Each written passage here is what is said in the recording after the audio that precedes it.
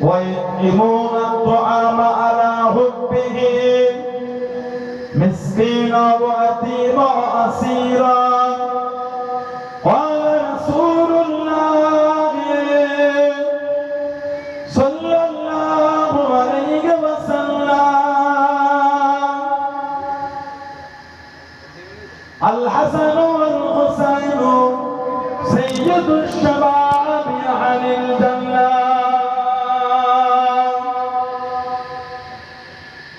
प्यारे हाज़िराने मजलिस আমার ঈমানদার ভাইরা নেককার আল্লাহওয়ালা গণেরা যুবকেরা মুরব্বিয়ান বাপদানেরা সমবয়স সমান নওজওয়ান বনেরা আজকের আমাদের এই সুন্দর মাহফিলে খিলকাপুরে মুহররমুল হারাম শরীফ উপলক্ষে সুন্দর মাহফিলে একনিষ্ঠ কর্মী কমিটি সাহেবান বনেরা বিভিন্ন গ্রাম বিভিন্ন পাড়া থেকে আগত আমার ফুরফুরা শরীফে মুজাদ্দিদুল জামান হুজুরের সিলসিলার মুরিদ মুতাকিদিন পাগল বলে পর্দার আড়ালে অবস্থিত আমার মা ও বলে আজকের মাহফিলে সম্মানীয় অদ্দুলানা মসজিদের ইমাম সাহেব সহ সম্মানীয় উলামা হাজরাত বলে খিদমতে এসে হাজির হয়েছে আমি অধম গুনাহগার নালায়েক খাকসার পাপী আমার মনে হয় আজকের মাহফিলে যতগুলি মানুষ বসে আছে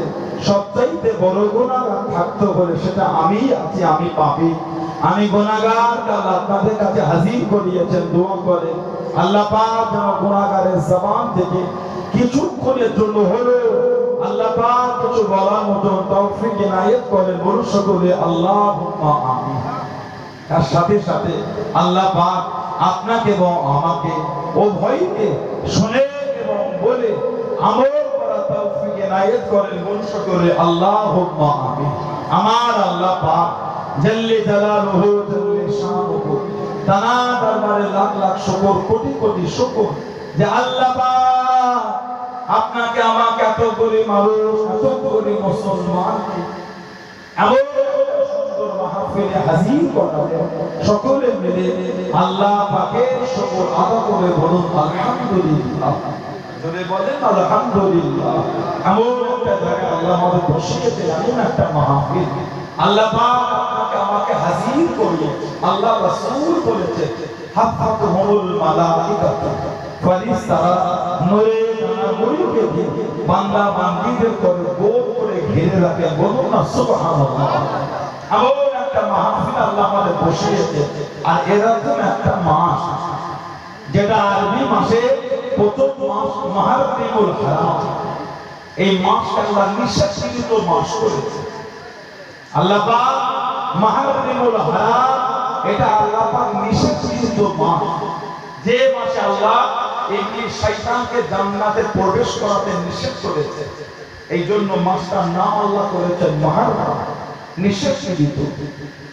আল্লাহ পাকের নবী বলেছেন আফজালুস সিয়াম বা'দা রমাদান সিয়াম শাহরুল্লাহিল মুহররম আফজালুস সিয়াম বা'দা রমাদান আফজালুস সিয়াম উত্তম রোজা বা'দা রমাদান রমাদানের পরে সিয়াম শাহরুল্লাহিল মুহররম মুহররম শরীফের রোজাটা হলো রমাদান শরীফের পরে উত্তম রোজা বলুন সুবহানাল্লাহ।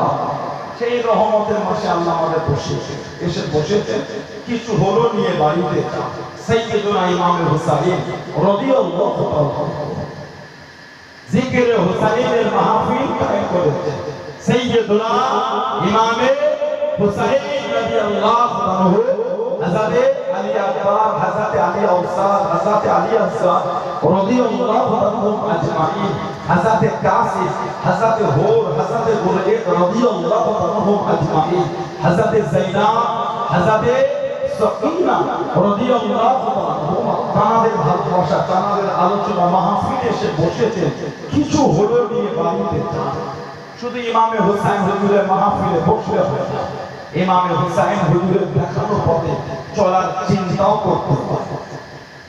জীবন সেই পথে পরিচালনা করে, যে পথে পরিচালনা ইমাম হুসাইন হুজুর আমাদের শিখিয়েছেন। আল্লাহ রাসূলের নওয়াসা সাইয়্যিদুনা ইমাম হুসাইন রাদিয়াল্লাহু আনহু জানাকে এই মুহররম শরীফের 10 তারিখে কম বেশি 61 হিজরি, কম বেশি 60 থেকে 61 হিজরি কারবালার ময়দানে শহীদ হয়ে গেছে সেই ইমাম হুসাইন রাদিয়াল্লাহু আনহু। জানার একটাই আওলাদ খালি পেয়েছে, জানার নাম ছিল হযরত আলী আওসাদ। হযরত আলী আওসাদ রাদিয়াল্লাহু তাআলা উনি ছাড়া কোন আওলাদে রাসূলকে শহীদ করে দিয়েছিল। হযরত ইমাম হুসাইন রাদিয়াল্লাহু আনহু আল্লাহ তিনটে ছেলে দিয়েছেন, বাপ হলেন আলী রাদিয়াল্লাহু আনহু। এই আলী এই নামটাকে এত ভালোবেসেছে আল্লাহ আওলাদ দিলেন, ছেলের নাম রেখে দিলেন আলী। আল্লাহ আবার আওলাদ দিলেন, ছেলের নাম রেখে দিলেন আলী। আল্লাহ আবার আওলাদ দিলেন, ছেলের নাম রেখে দিলেন আলী। একবারে তিনটে ছেলে, তিনটে নামই আলী। চেনার জন্য, জানার জন্য, বোঝার জন্য বড়টাকে বলা হয় আলী আকবর, মেজরটাকে বলা হয় আলী আওসাদ, ছোটটাকে বলা হয় আলী আসগর রাদিয়াল্লাহু তাআলা আনহুম আজমাইন। এই মেজর হযরত আলী আওসাদ রাদিয়াল্লাহু আনহু কম বেশি 14 বছর বয়স, উনি একা খালি কারবালা থেকে ফিরে এসেছেন। তাছাড়া কোন খানদানের রাসূলের পুরুষদের শহীদ করে দিয়েছিল, পুরুষ হিসেবে কেউ ইমাম আলী আওসাদ যাকে লোকে ডাকতো যাইনুল আবিদিন। যাইনুল আবিদিন এটা ওনার নাম।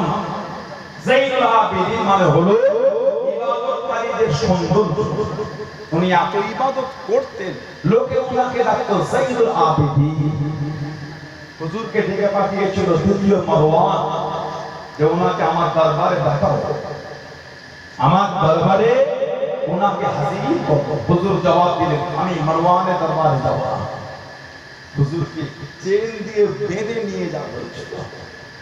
ইমামে আলী আওসাদ মারওয়ান, দ্বিতীয় মারওয়ান, ওনার দরবারে হুজুরকে চেন দিয়ে বেঁধে। আমার রাসূল একটা সাহাবী ছিলেন হযরত আবু বসীর রাদিয়াল্লাহু তাআলা। হযরত আবু বসীর রাদিয়াল্লাহু যাকে চেন দিয়ে মক্কা শরীফে বেঁধে রাখতো।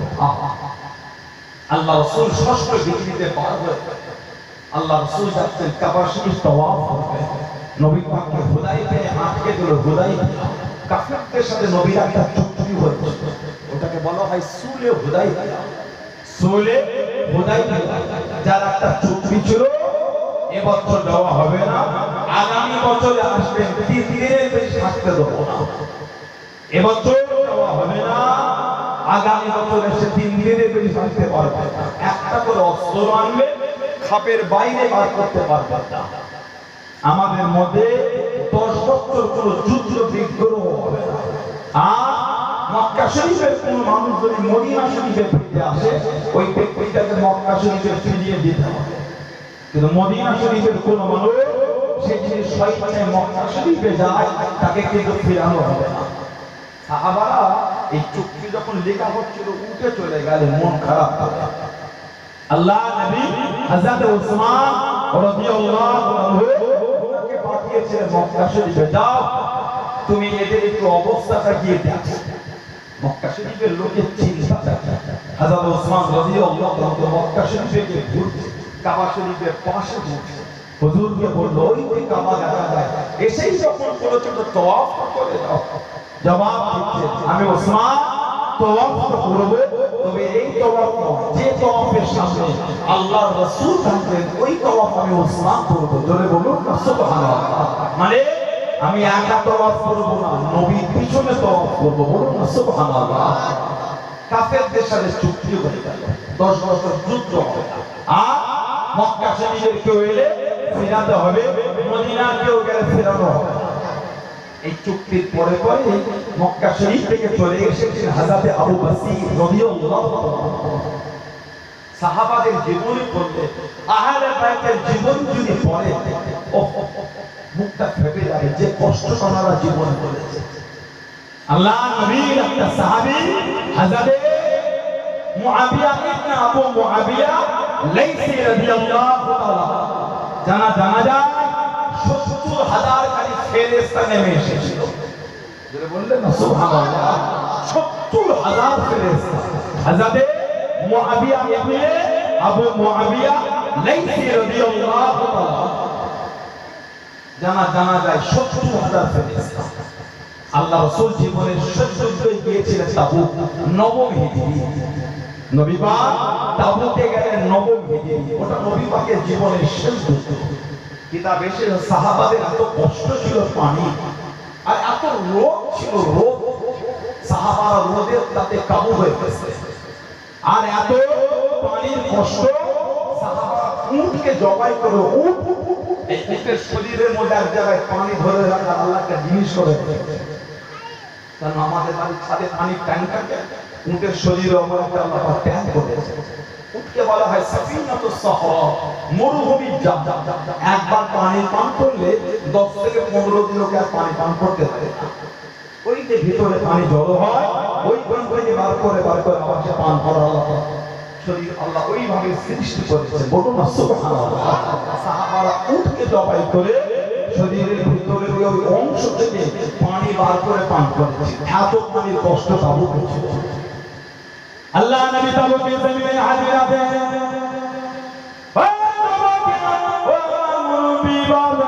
হযরত জিবরাইল আলাইহিস সালাম আল্লাহ নবীর সামনে চলে গেলেন। আল্লাহ নবী কাঁধে নিয়ে দাঁড়িয়ে গেলেন। আল্লাহ নবীকে সালাম দিলেন, আসসালামু আলাইকা ইয়া রাসূলুল্লাহ।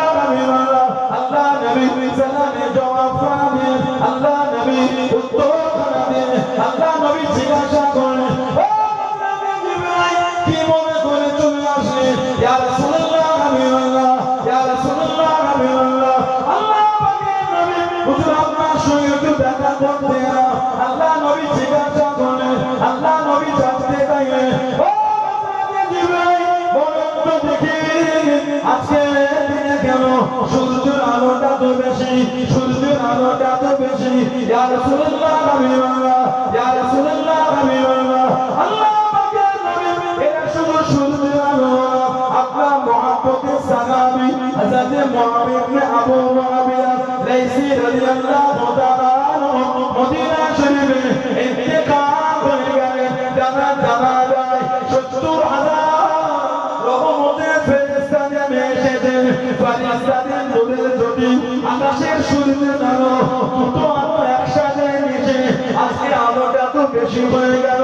ইয়া রাসূলুল্লাহ, হুজুর আপনি কি জানা যায় যাবেন? হুজুর আপনি কি জানা যায় যাবেন?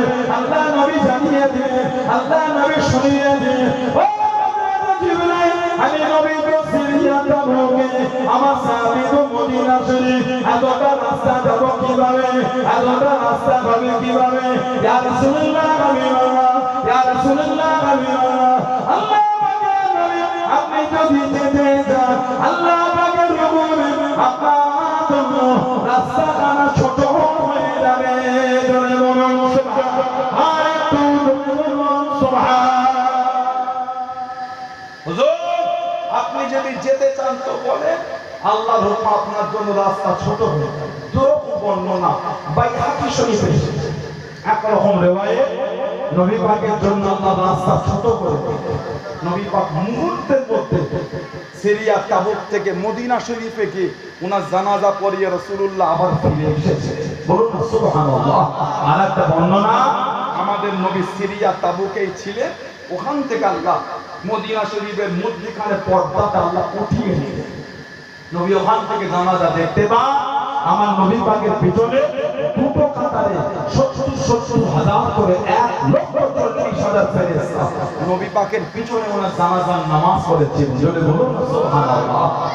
হযরত মুআবিয়া ইবনে আবু মুআবিয়া লাইসি রাদিয়াল্লাহু তাআলা আমাদের নবী জীবনের শেষ যুদ্ধে গিয়েছিলেন তাবুক। নবী পাক সাহাবাদের পরে মদিনা শরীফে পড়তেন, বাবা যে তাবুকে জমিনে যাবে আল্লাহ তার বিগত জীবনের গুনাহগুলি সম্মান করে দেবে আর আল্লাহ পাক তাকে জান্নাতি করে দেবে। জোরে বলুন সুবহানাল্লাহ। সাহাবারা একটা ঢল দেখে নবী পাক জীবনে যত যুদ্ধ গিয়েছিলেন সবথেকে বেশি সাহাবা রাসূলুল্লাহ তাবুকে নিয়ে গিয়েছেন 30,000। ইসলামের নবীর প্রথম জীবনের যুদ্ধ হলো বদর 313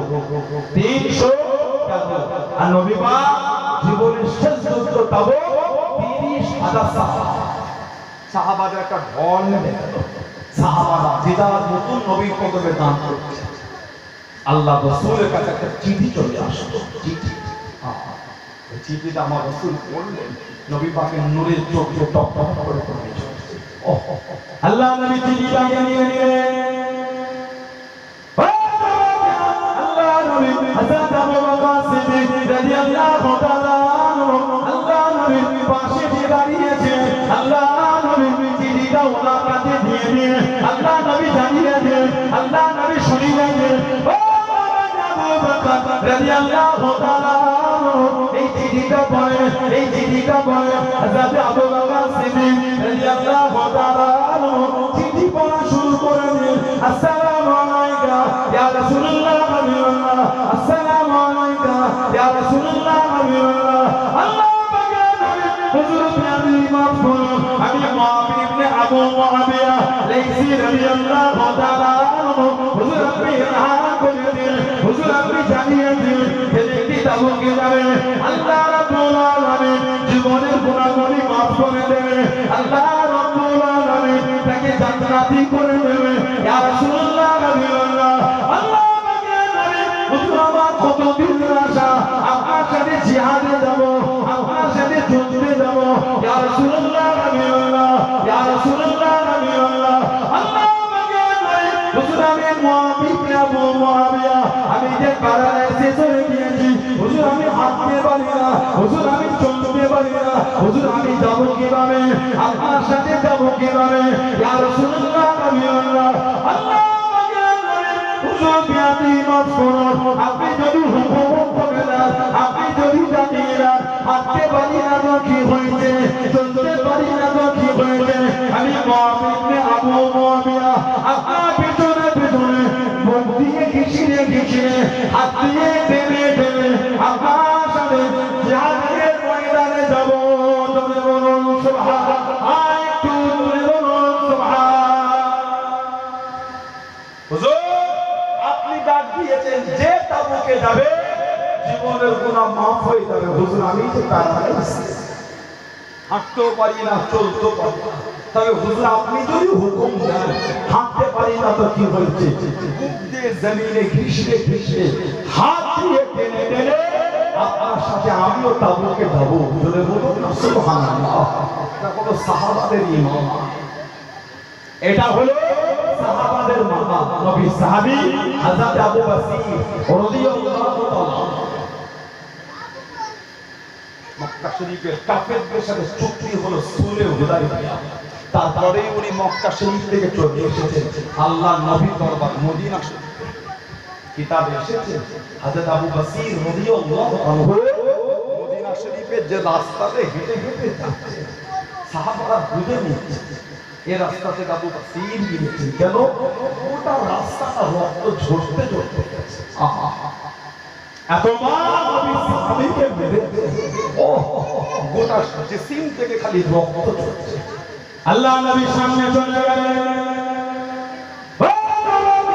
আল্লাহ নবী কাঁধে দেখি দাঁড়িয়ে গেলেন, আল্লাহ নবীর সামনে চলে গেলেন। ইয়া রাসূলুল্লাহ হাবিবাল্লাহ, ইয়া রাসূলুল্লাহ হাবিবাল্লাহ আল্লাহ পাকের নবী হুজুর আপনি মাফ করুন, আমি গোলাম আবু বকর মক্কা শরীফ থেকে চলে এসেছি হুজুর, আমি মুসলমান হয়ে গিয়েছি হুজুর, আমি কলেমা পড়ে নিয়েছি হুজুর, আমি আর যাব না, আমি আর মক্কায় ফিরে যাব না, আমি আপনার কাছে থাকতে যাই, আমি আপনার কাছে থাকতে যাই, আমি আপনার দরবারে থাকতে যাই। ইয়া রাসূলুল্লাহ হাবিবাল্লাহ হুজুর আমাকে আর ফিরিয়ে দেবেন না, হুজুর আমাকে আর পাঠিয়ে দেবেন না, যে জুলুম আমার উপর করেছে, যে কষ্ট আমাকে দিয়েছে হুজুর আমাকে আর পাঠাবেন না। আমি আবু বকর আপনার দরবারে থাকবো, আপনার কাছে থাকবো। আল্লাহ নবী আবু সাথে কথা বলে যাতে আবু বকরের পিছনে মক্কা শরীফে দুজন ব্যক্তি দাঁড়িয়ে গেলে ও হযরত মুহাম্মদ সাল্লাল্লাহু আলাইহি ওয়াসাল্লাম আপনি যে ওয়াদা করেছেন আপনি যে জবান দিয়েছেন মক্কা শরীফের কেউ চলে এলে আপনি তাকে ফিরিয়ে দেবেন আপনি তাকে ফিরিয়ে দেবেন ও আবু বকর মক্কা থেকে চলে এসেছে ওকে আমাদের হাতে উঠিয়ে দেন ওকে আমাদের কাছে পাঠিয়ে দেন আল্লাহ নবী চোখরা পানি লেখাকে হযরত আবু বকর জানিয়ে দিন ইয়া রাসূলুল্লাহ হাবিবাল্লাহ হুজুর আমাকে পাঠাবেন না হুজুর আমি আজ যাব না হুজুর আমি বসির আপনার কাছে থাকবো হুজুর আমি বসির আপনার দরবারে থাকবো হুজুর আমাকে পাঠাবেন না আল্লাহ নবী চোখরা পানি লেখা নিয়ে দিলেন ও বাবা আবু বকর রাদিয়াল্লাহু তাআলা আমি নবীকে জবাব দিয়েছি আমি নবীকে কথা দিয়ে দিয়েছি আমি নবীটাকে ফিরিয়ে দেবো আমি নবীটাকে ফিরিয়ে দেবো ও বাবা আবু বকর আমি নবী তোমায় রাখতে পারলাম না আমি নবী তোমায় আটকাতে পারলাম না ও বাবা আবু বকর আমি নবী তোমাকে ফিরিয়ে দিলাম তবে আবু বকর আমি রাসূলুল্লাহ তরফ থেকে তোমার কাছে একদিন পয়গাম খানা যাবে জোরে বলুন সুবহান আর একটু জোরে বলুন সুবহান হুজুর আমি নিয়ত করে নিয়েছি আমি আর মক্কায় ফিরব সাহাবারা বলছেন যে রাস্তাতে উনি হেঁটে হেঁটে মদিনা শরীফে এসেছেন গোটা রাস্তাটাই খালি পায়েতে শিকল বাঁধা হাতেতে শিকল হযরত আবু বকর রাদিয়াল্লাহু আল্লাহ নবী দরবারে দাঁড়িয়ে দাঁড়িয়ে কাঁদে হুজুর আমাকে আর পাঠাবেন আমি নিয়ত করে নিয়েছি আমি আপনার কাছেই থাকবো ওনার পিছনে মক্কা শরীফে দুজন দাঁড়িয়ে মুহাম্মদ সাল্লাল্লাহু আলাইহি ওয়াসাল্লাম আপনি যে ওয়াদা করেছেন আপনি তো জবান দিয়েছেন কেউ যদি মক্কা আসে আপনি রাখবেন না ফিরিয়ে দেবেন আবু বকরকে ফিরিয়ে দেন নবী তোমার হযরত আবু বকরের দিকে দেখতে কাঁদছে হুজুর আমাকে ফিরাবেন না হুজুর আমার বড় কষ্ট হুজুর সব ছেড়ে দিয়েছি আমার কিচ্ছু লাগবে না আমি খালি আপনার দরবারে থাকতে চাই আমাদের নবী চোখ ধরা পানি রেখে দেখে বলে আবু বকর আমি রাসূল যে ওদের জবান দিয়েছি আমি রাসূল যে ওদের জবান দিয়েছি আমি রাসূল তোমায় রাখতে পারবো না আবু বকর আমি নবী তোমাকে আমার কাছে আটকাতে পারবো না আমি নবী ওদের জবান দিয়েছি আল্লাহ নবী হযরত আবু বকরকে তাদের হাতে উঠিয়ে হযরত আবু বকরকে যখন তারা টেনে টেনে নিয়ে যায় আমার রাসূল দেখতে না ঝরঝর করে কাঁদছে মদিনা শরীফের এমন কোন ব্যক্তি ছিলেন না হযরত আবু বকরের জন্য চোখ ধরা পানি কাঁদেন হযরত আবু বকরকে নিয়ে চলে গেল জুলহুলাইফায় গিয়ে তিনজন বসে ওই দুজন ব্যক্তি আর হযরত আবু বকর এই তিনজন ব্যক্তি বসে বসে জিরিয়ে নিচ্ছে কিছু খাবার এনেছিল খেলো তিনজন খাচ্ছে আর হযরত আবু বকরকে বোঝায় আবু বকর রাদিয়াল্লাহু আনহু যে নবীর ভালোবাসায় মক্কা থেকে এত কষ্ট করে এলে সেই নবীও তোমাকে রাখলো না সেই নবীও তোমাকে রাখলো না হযরত আবু বকর বলে দিলেন এই বেঈমান কাফেরদের দল আমার নবীকে আমার নবীর ওয়াদার উপর মজবুত আছে জোরে বলুন সুবহানাল্লাহ আমার নবী তোদের সবাই মক্কা শরীফ থেকে কেউ এলে রাসূলুল্লাহ আসবে ওর জন্য আমার নবী ফিরিয়ে দিয়ে আমার নবীর ওয়াদার উপর মজবুত নবীর ওয়াদাটা এত মজবুত আল্লাহ রাসূল আমাকে ফিরিয়ে দিলেন জোরে বলুন সুবহানাল্লাহ খেজুর খেয়ে নিলে একজন ব্যক্তির তলোয়ার দেখে হযরত আবু বকর প্রশংসা করতে ও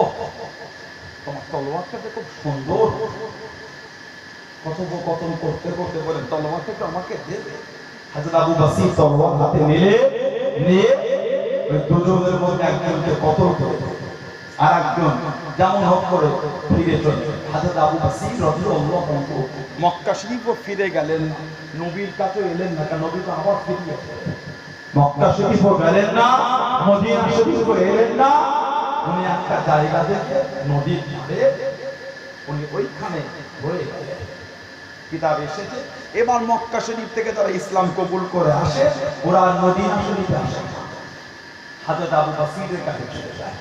কেন?